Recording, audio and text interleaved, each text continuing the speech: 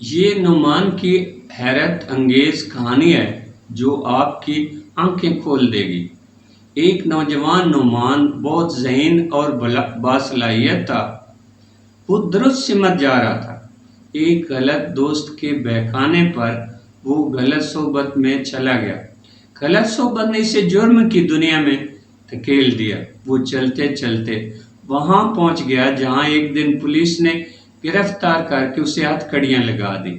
نعمان کو طویل قید کی سزا ہو گئی۔ جیل میں وہ ٹوٹ پھوٹ کا شکار ہو گیا۔ افسوس اور شرمندگی نے اس کے دل کو جکڑ لیا۔ نعمان کی قسمت اس طرح بدلی کہ اسے ایک بزرگ کی صحبت مل گئی۔ ایک دن ایک پرانے قیدی نے آہستہ سے کہا، بیٹے اگر تم چاہو تو یہ قید خانہ تمہیں تباہ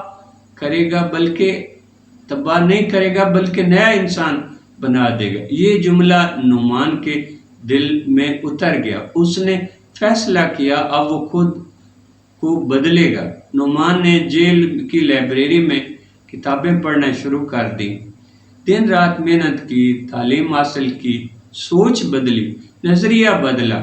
اب وہ صرف وقت نہیں کاٹ رہا تھا، اپنی زندگی کی تزئین و آرائش کر رہا تھا۔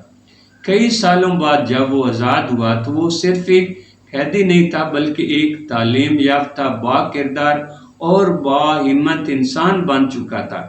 نعمان نے ایک فلاحی ادارہ بنایا جہاں وہ ان نوجوانوں کو سنبھالتا جو زندگی سے ہار مان چکے تھے۔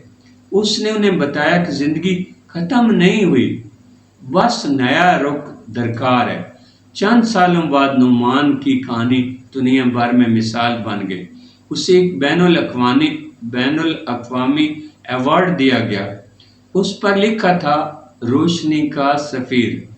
ایوارڈ کی تقریب میں نعمان نے کہا کہ انسان کی قیمت اس کے ماضی سے نہیں بلکہ اس کے آج کی کوشش سے طے ہوتی ہے۔ اگر نیت بدل جائے تو قید خانہ بھی معلم، مشعل اور آزادی کا دروازہ بن سکتا ہے۔